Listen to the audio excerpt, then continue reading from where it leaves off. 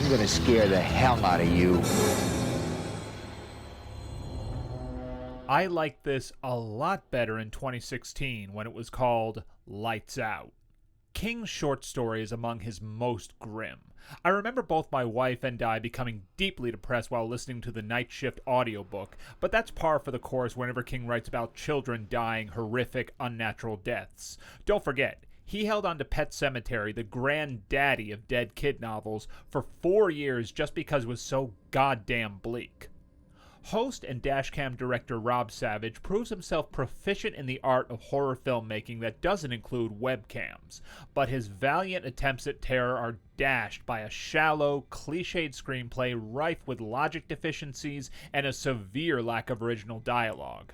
I never got to say goodbye. Blurg. Oh, and can we please retire the over-the-top cruelty of on-screen teen bitches?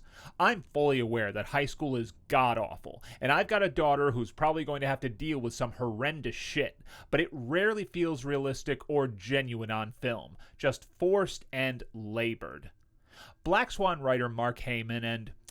oh, let's amuse ourselves. 65's Scott Beck and Brian Woods make a half-hearted attempt to include a therapist and a monster to justify the adaptation claim, but they even botch that by minimizing the one character who comes off as intriguing, David Dastmalchian, who's come a long way since his brief but unforgettable turn in The Dark Knight.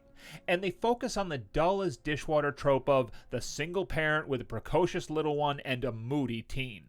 Dastmalchian is pretty much the main guy from the short story, and perhaps if the first half were his therapy sessions along with flashbacks, and the second was the monster turning its ugly mouth toward the therapist's kids, this might have worked. Unmemorable characters are terrorized by the dark-loving creature, but they shrug most of those bad vibes off by the next scene. A pulled tooth on a string is discarded on the floor, while a certainly ruined audio recorder somehow survives a full submersion into liquid and can still power on with zero issue. Just needed a little rub down, that's all. Savage comes up with some fine visuals, including a light ball rolling down a dark hallway, and no one can deny the freakiness of the last 20 minutes, which essentially becomes an all-out humans versus monster battle.